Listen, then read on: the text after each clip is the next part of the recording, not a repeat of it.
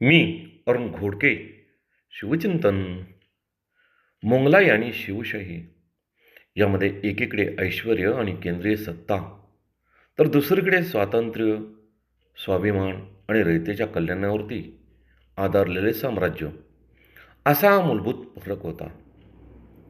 या केवळ सत्ता नसून भिन्न विचारधारा आणि राज्य संस्कृती होत्या. मोंगल साम्राज्याची स्थापना इसवी सन 1526मध्ये बाबराने केली.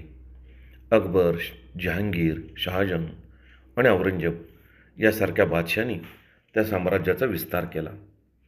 बादशाह हा सर्व असून त्याची आज्ञा अंतिम मानली जात असे. फारसी ही त्यांची राजभाषा होती. त्यांच्या दरबारात ऐश्वर, अलंकार आणि भव्यतेसाठी तो दरबार प्रसिद्ध होता. याउलट शिवशाही होती. शिवरायांनी स्थापन केलेली शिवशाही ही रयतेच्या कल्याणासाठीच होती. ती लोककल्याणकारी चळवळ होती. अष्टप्रधानद्वारे प्रशासन चालवले जात होते. मराठी भाषेला प्रशासनात मोठा मान होता.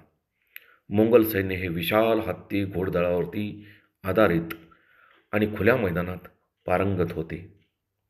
तर शिवशाहीमध्ये डोंगराळ प्रदेशाचा योग्य वापर करून गनिमी काव्याची युद्धनीती विकसित केली होती.